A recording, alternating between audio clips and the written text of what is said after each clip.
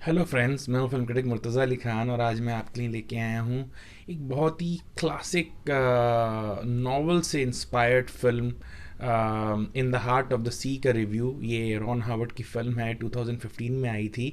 Chris Hemsworth इसमें मुख्य भूमिका में हैं और ये बेसिकली कहानी बताती है the great American novel Moby Dick कैसे बना था। हरवन मेलविल ने ये नावल लिखा था, 1850 में लिखा था। तो इस नावल को बनाने की कहानी कहीं ना कहीं ये पेश करती है। तो मैं आप सब लोगों को बता देना चाहता हूँ कि मोबी डिक बेसिकली एक क्वेस्ट है अहाब नाम के एक व्यक्ति का, जो रिवेंज लेना चाहता है मोबी डिक नाम की वाइट स्पर्म वेल से, जो कि बहुत ह्यूज, तकरीबन 100 फीट इन लेंथ थी। और वो ऑब्सेसिव क्वेस्ट है उसका। पहली बार जब वो सी पे जाता है तो मोबी डिक से टकराता है और वो ही लूजेज इज लेग। तो वो रिवेंज है उसके दिमाग में है और वो दोबारा से जमा करता है और अपने जहाज़ को दोबारा से लेके जाता है और मोबी डिक का सामना करना चाहता है। तो ये क्वेस्ट है और इसको हरवन मेलविल नाम के जो राइटर हैं, अमेरिकन नॉवलिस्ट थे, उन्होंने कैप्चर किया अपने इस नावल में मोबी डिक, जिसको कि one of the great American novels भी कहा जाता है। बेसिकली ये इंस्पायर्ड था 1820 में। एक इंसिडेंट हुआ था एसेक्स नाम के शिप के साथ, जो कि मैसाचुसेट्स को बिलोंग करता था। और वो सेलर्स निकले थे वेल हंटिंग के लिए। वेल हंटिंग एक ट्रेडिशन होती थी पुराने ज़माने में, क्योंकि पेट्रोकेमिकल्स नहीं होते थे। तो जो वेल का ऑयल था उसको काफ़ी हद तक यूज़ किया जाता था, दिए जलाने के लिए, लैंप्स जलाने के लिए, रोज़मर्रा के कामों के लिए यूज़ किया जाता था। तो बहुत उसकी अपनी सिग्निफिकेंस थी। तो बहुत ही प्रेशियस कमोडिटी था वेल ऑयल।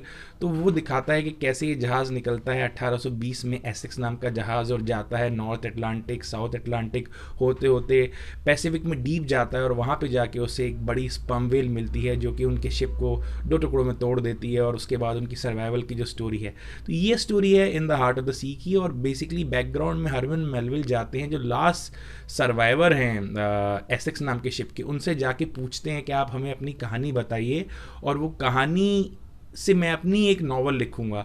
अब वो जो सेलर हैं वो बहुत ज़्यादा दुखी एलिमेंट है उनकी लाइफ का, बहुत ज़्यादा बुरी मेमोरीज उनकी उसके साथ जुड़ी हुई हैं और वो मेमोरीज़ को दोबारा से नहीं याद करना चाहते।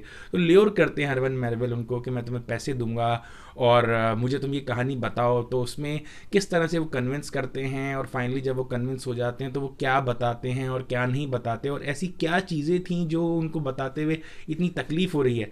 ऐसा क्या हुआ होगा, सोचिए, बीच पैसिफिक ओशन के अंदर अगर आपका जहाज़ एक बड़ी वेल मछली से टकरा जाए और उसके बाद आपकी ज़िंदगी बिल्कुल हाशिए पर हो और आप 90 दिन तक बड़ी मुश्किल से सरवाइव करें। इतनी बुरी भुखमरी की हालत है कि ऐसा वक्त भी आ जाता है कि आपके लिए कुछ खाने को नहीं है, आपके लिए कुछ पीने को नहीं है, क्योंकि समंदर के पानी की हम बात कर रहे हैं। तो आप कैसे सरवाइव करेंगे और वो क्या दुखद घटनाएं हुई होंगी इनके साथ और इनके साथ जो बाकी सेलर्स थे, जो ये बताने में इतने अनकंफर्टेबल हैं। तो वो सब हमें देखने को मिलता है। और रॉन हावर्ड की जहाँ तक मैं बात करूँ, उन्होंने बहुत बड़ी बड़ी ब्लॉकबस्टर्स बनाई हैं, पर मुझे नहीं लगता कि In the Heart of the Sea से बड़ी उन्होंने फिल्म कोई बनाई है। सी एडवेंचर्स की बात करूँ तो हमेशा से पीटर वेयर की बनाई हुई मास्टर एंड द कमांडर मेरी फेवरेट हुआ करती थी। पर In the Heart of the Sea देखने के बाद मुझे लगता है कहीं ना कहीं ये मेरी फेवरेट सी एडवेंचर फिल्म हो गई है। बहुत ही थ्रिलिंग है, बहुत ही एक्सिलरेटिंग है, बहुत ही कमाल की फिल्म है। और वो जो सी के जो विजुअल्स क्रिएट किए हैं, जो वेल के साथ जो सीन्स हैं, कमाल के हैं। मैं जितनी तारीफ करूं उतनी कम है उसकी। बड़े पर्दे पर देखी जानी चाहिए फिल्म। अनफॉर्चुनेटली ये बॉक्स ऑफिस बॉम्ब साबित हुई थी जब रिलीज़ हुई थी। पर हम समझ सकते हैं जो 2010 का जो पूरा दशक था वो सुपर हीरो फिल्म्स को एक तरह से समर्पित रहा है। जो अच्छा सिनेमा है, कहीं ना कहीं it has died a slow death. तो वो हमें देखने को मिला इस तरह की फिल्म्स की बॉक्स ऑफिस परफॉर्मेंसेज देख के। और अब बताइए, रॉन हावर्ड जैसा फिल्म मेकर क्यों बनाएगा ऐसी फिल्म, जब उसको पता है कि भाई सुपर हीरो जैसी फिल्म ही चल रही हैं, 100 मिलियन में फिल्म बन रही है, 90 मिलियन कमा रही है डॉलर्स की बात करूं अगर मैं, तो नहीं इंस्पिरेशन मिलती फिल्म मेकर को। लेकिन मुझे लगता है कि एक ट्रेजर है ये फिल्म और देखनी चाहिए किसी भी तरह से। अगर डीवीडी हमारे हाथ लग जाए या किसी और तरह से किसी ऑनलाइन फोरम पे अगर ये फिल्म देखी जा सकती है, अवेलेबल है, तो ज़रूर देखिए। और कोशिश कीजिए कि बड़े मॉनिटर पे, बड़ी स्क्रीन पे देखें, क्योंकि जितनी बड़ी स्क्रीन पे आप इस फिल्म को देखेंगे उतना ज़्यादा मज़ा आएगा।